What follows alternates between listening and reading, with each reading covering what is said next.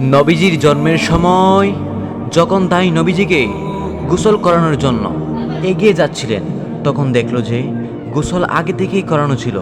এবং যখন চোখে সুরমা লাগাতে যাচ্ছিল, তখন দেখে নবীজির চোখে আগে থেকে সুরমা লাগানো ছিল। সুবহানাল্লাহ। সুগন্ধি মাখাতে গিয়ে দেখে নবীজির ঘর আগে থেকেই সুগন্ধে ভরে গিয়েছিল। যখন নবীজির জন্ম হলো, তখন ওনার নাম মুহাম্মদ রাখা হলো। এর আগে কোনো বাচ্চার নাম মুহাম্মদ রাখা হয়নি। জন্মের পরপরই রসুলুল্লাহ সাল্লাল্লাহু আলাইহি ওয়াসাল্লাম আল্লাহকে ইশারায় সেজদা করেছিলেন। এরপর রসুলুল্লাহ সাল্লাল্লাহু আলাইহি ওয়াসাল্লাম আকাশের দিকে তাকিয়ে আঙুল তুলে কী যেন ইশারা করলেন, যা দেখে চারপাশে সবাই অবাক হয়ে গিয়েছিল। এরপর পুরো কামরা নূরের আলোয় ভরে গিয়েছিল। আল্লাহ নবীজিকে তামাম দুনিয়ার রহমত হিসেবে পাঠিয়েছিলেন।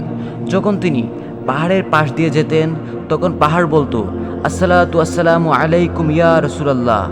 আর যখন তিনি সাগরের পাশ দিয়ে যেতেন, তখন সাগরও বলতো, আসসালাতু আসসালামু আলাইকুম ইয়া রাসূলুল্লাহ। আমি গর্বিত, আমি শেষ নবী হজরত মুহাম্মদ সাল্লাল্লাহু আলাইহি ওয়াসাল্লাম এর উম্মত হয়ে। আপনিও যদি সেই নবীজির উম্মত হয়ে থাকেন, এই ভিডিওটি শেয়ার করে অন্যজনকে দেখার সুযোগ করে দিন। আমিন।